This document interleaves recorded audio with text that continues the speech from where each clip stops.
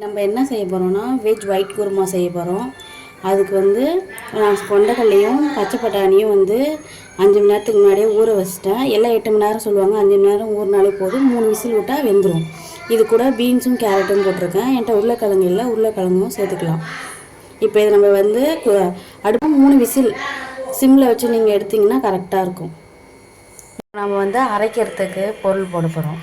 இது பொட்டுக்கடலை கொஞ்சோண்டு, இது காரமே வந்து பச்சை மிளகா மட்டும்தான். இது ஒயிட் குருமான்றனால அதனால் ஒரு 7 பச்சை மிளகா, கசகசாவும் 10 முந்திரி போல் ஊற வச்சுருக்கேன், அதுவும் இது கூட சேர்த்துக்கலாம்.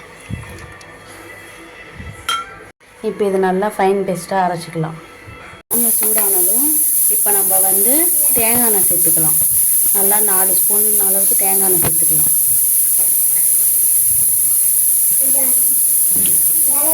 தேங்காய் எண்ணெய் சேர்த்ததும் நம்ம எடுத்து வச்சதும் ஹோல் ஸ்பைசஸ்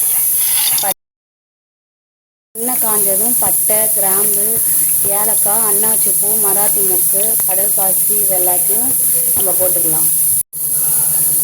இப்போ நம்ம அரிஞ்சு வச்ச வெங்காயம் 4 மீடியம் சைஸ் வெங்காயம் நல்லா சின்ன சின்னதாக அரிஞ்சு வச்சுருக்கேன். அதை சேர்த்துக்கிட்டு நல்லா நல்லா வணக்கி விட்டுக்கலாம். இது வணங்கினதும் இது கூட கொஞ்சமாக இஞ்சி பூண்டு பேஸ்ட் சேர்த்துக்கலாம். இப்போ லைட்டாக வணங்கிருக்கு. இப்போ இது கூட நம்ம 2 ஸ்பூன் இஞ்சி பூண்டு விழுது சேர்த்துக்கலாம். இப்போ இது கூட கொஞ்சமாக நம்ம கல் உப்பு சேர்த்துக்கலாம். இது வணங்குறதுக்கு சேர்த்து நல்லா வணங்கிக்கலாம். இப்போ இஞ்சி பூண்டு நல்லா அந்த ஸ்மெல்லாம் போனதும் நம்ம தக்காளி சேர்த்துக்கலாம். நான் 2 மீடியம் சைஸ் தக்காளி சேர்த்துருக்கேன்.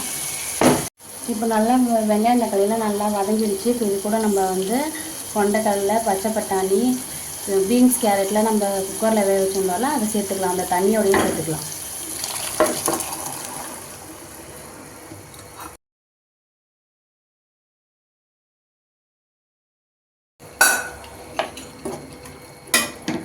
சேர்த்து நல்லா இப்படி காலை இப்போ நம்ம வேக வச்ச பொருளெல்லாம் சேர்த்துக்கிட்டு இப்போ இது கூட வந்து அரைச்சி வச்சோம்ல பேஸ்ட், அந்த பேஸ்ட்டையும் நம்ம இது கூட சேர்த்துக்கலாம்.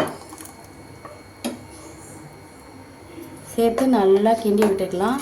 உங்களுக்கு எந்த அளவுக்கு தேவையோ குருமா அந்த அளவுக்கு நீங்கள் தண்ணி சேர்த்துக்கலாம். நான் கொஞ்சம் கெட்டியாக சேர்க்கறதுனால நான் தண்ணி சேர்க்கலை.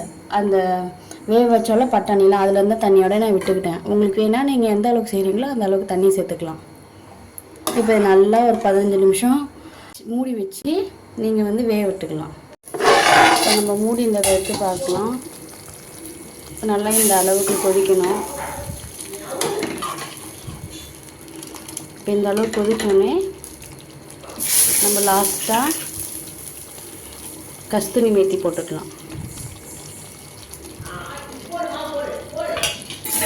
கஸ்தூரி மேத்தி போட்டு லைட்டாக கிண்டி விட்டுக்கலாம். இப்போ நம்ம ஒயிட் குருமா ரெடி.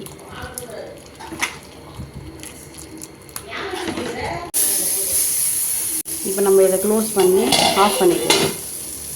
இது தேங்காய் சேர்க்காமல் செஞ்ச ஒயிட் குருமா.